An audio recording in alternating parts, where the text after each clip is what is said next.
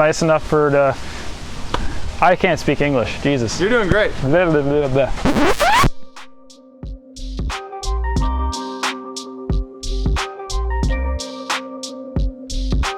Before we go ahead and send this car off to your buddy's photo shoot, I don't want to send him off with his tires looking like this. I want to show how to get the tire shine up into the tread blocks and how to do it so that you don't spray the body panels or the wheels. I like to spray it into the top of the tread blocks.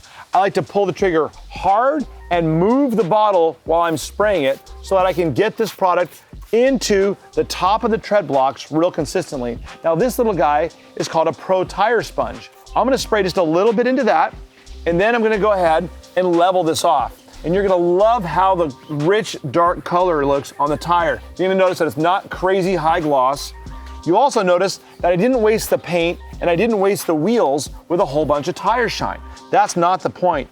The chances of you touching the wheel a little bit with a sponge while you're doing the tire shine are high. So you might want to come back over it with a microfiber towel and just do a quick touch up after doing that. But you can see the look is nice. If you want it even more matte, even less shine, give it a couple more wipes and you'll notice that it'll get less and less and less shiny.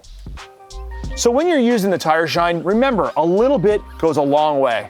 Now, while I'd like you to use 10,000 gallons of everything we sell every day, the reality is you just don't need that much, okay? So use just a little bit, make sure and spread it out evenly with your sponge, with your Pro Tire sponge, and that'll make it so that it looks nice and rich and even. And if you put a ton on there, you can possibly get it to sling. It'll get all cut up in all these little ridges, like on these Pirellis.